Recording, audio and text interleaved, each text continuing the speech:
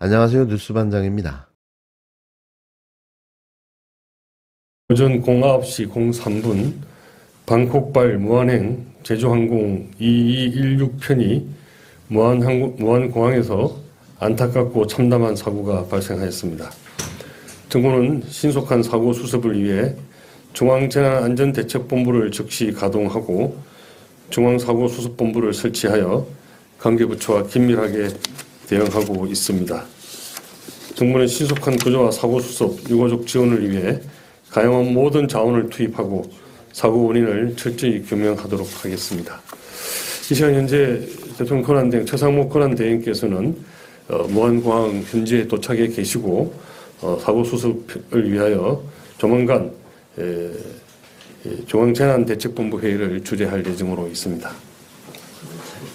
앞으로 정부는 인명구조와 피해자 수습과 장례 준비, 또 유가족의 위로와 유가족에 대한 설명, 또 철저한 사고 원인 조사와 그에 따른 향후 대책. 아까 말씀하시지 9시 7분쯤에 충돌이 일어났다고 말씀을 하셨는데 예.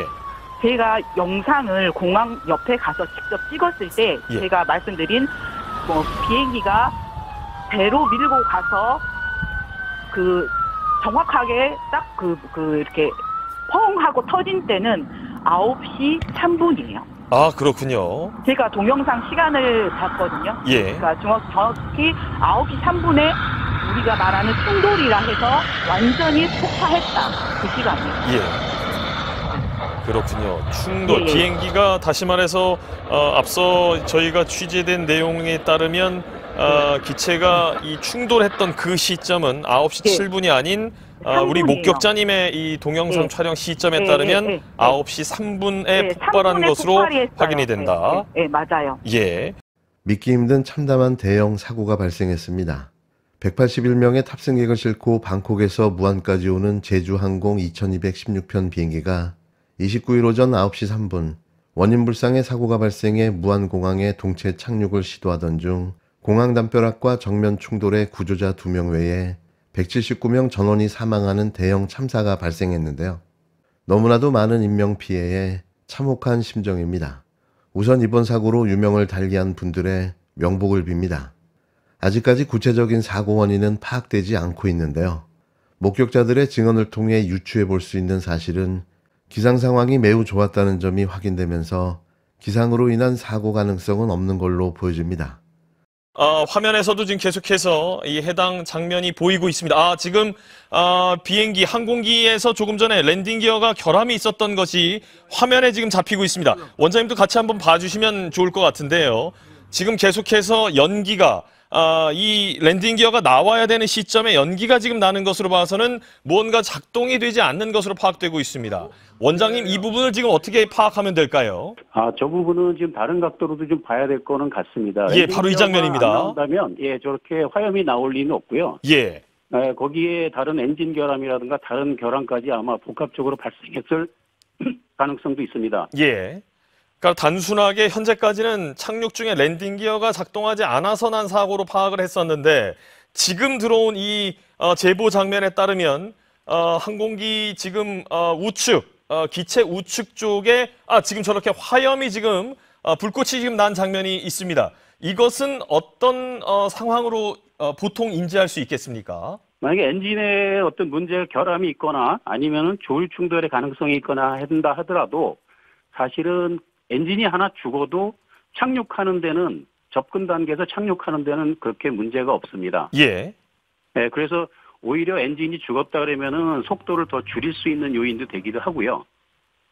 네, 그래서 저거는 복합적으로 봐야 되긴 하겠는데, 글쎄요. 지금 단정을 하기는 굉장히 좀 어려운 상황인 것 같습니다. 또한 최초 사고 목격자들에 의해 확인된 사고 원인은 버드 스트라이크, 즉 조류가 비행기 엔진으로 빨려 들어가 엔진이 멈추는 현상이 있었다는 정황이 파악됐고, 이후 비행기가 착륙을 시도하면서 랜딩 기어, 즉 비행기 바퀴가 내려오지 않았고, 이에 동체 착륙을 시도하던 중 속도를 줄이지 못한 비행기는 본체에 불꽃이 튀며 공항 담벼락에 충돌하면서 이내 불길에 휩싸였다는 목격자들의 증언인데요. 다시 한번 진심으로 이번 사고로 유명을 달리하신 사고 피해자분들의 명복을 빕니다. 같은 날 3차 출석 요구에도 응하지 않은 내란숙의 윤석열에 대해선 이날 공수처가 체포영장을 청구할 가능성이 커졌는데요. 헌법을 무시하고 내란을 일으키더니 이제와 법치를 운운하고 소환을 거부하고 있는 겁니다. 윤석열 법률 대리인단은 최근 윤석열의 내란죄는 성립이 안 되고 비상계엄도 대통령의 권한으로 문제가 없다고 말했는데요. 그러면서 비상계엄은 국헌과 헌법 질서를 수호하기 위한 거라는 정신나간 주장을 내놨습니다. 계엄의 정당성을 강조하며 내란 혐의 관련 잇따른 출석 요구에 앞으로도 응하지 않겠다는 뜻을 분명히 한 셈인데요. 이제 방법은 체포영장과 구속수사뿐입니다. 마침 이날 12.3 내란을 수사하고 있는 공수처가 검찰로부터 김용현 전 국방부 장관의 피의자 진술 조서를 넘겨받았는데요. 이로써 내란 피의자 윤석열의 내란 우두머리 혐의를 더 철저히 밝힐 수 있게 된 겁니다. 3차 출석 요구에 응하지 않은 윤석열은 국민에게 총불을 겨눴던 내란 수괴임을 잊은 채 제주항공 여객기 참사에 대해서 유가족에게 애도의 마음을 전하며 국민 여러분과 함께하겠다는 개뻔뻔한 글을 자신의 SNS에 남겼는데요. 아무리 봐도 온전한 정신은 아닌 듯 싶습니다. 하지만 공수처는 3차 소환마저 거부한 내란 숙의 윤석열에 대해 체포영장에 대해서는 아직까지 어떠한 입장도 내놓지 않고 있는데요. 계속해 체포영장이 지연될 경우 공수처의 수사 의지가 의심받을 수밖에는 없는 거죠. 사실상 국민들은 이미 공수처가 윤석열에 대해서 봐주기 수사를 하고 있다고 생각하고 있는데요. 입으로만 떠들어대는 수사, 이제 공수처는 진짜 마지막 기회만 남았습니다. 자, 처장님도 용어를 똑바로 하세요. 대통령께서 이렇게 하지 마시고 대통령을 소환하는 게 아니라 내란 수괴 피의자를 소환하는 거예요. 자, 영장에 윤석열 대통령님 이렇게 씁니까? 내란 피의자 윤석열 이렇게 쓰죠? 그거부터 제대로 하시고요. 체포영장에 쓸 내용이 너무 많지 않습니까? 형법 87조 내란죄 이거 쓰면 되고요. 형법 91조 국헌문란에 관한 조항 이거 쓰면 되고요. 똑 떨어지는 것만 얘기하는 거예요.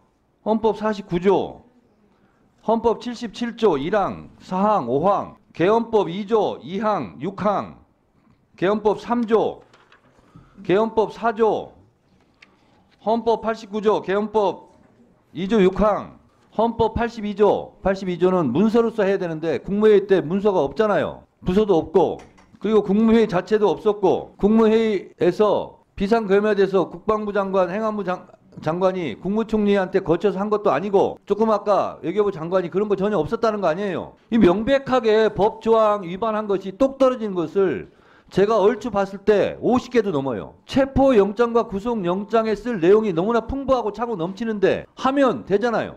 영장이 기각될까 봐 두려워서 그럽니까? 왜 안 하는 거예요? 50개 조항도 넘다고요. 찍소리 못하고 아무 소리 못할 똑 떨어지는 조항이 50개도 넘는다니까요. 체포영장, 구속영장에 기재할 내용이. 근데 왜 안 하는 거예요? 두건을 씌워가지고 벙커에 끌고 가서 야구 방망이로 때리려고 했다고 했잖아요. HID 동원하고 지금 NLL 북한 공격을 유도한다는 수첩도 나왔고 사살한다는 단어까지 튀어나오고 그런 엄청난 범죄를 저지르려고 했던 윤석열한테 무슨 예우가 필요해요?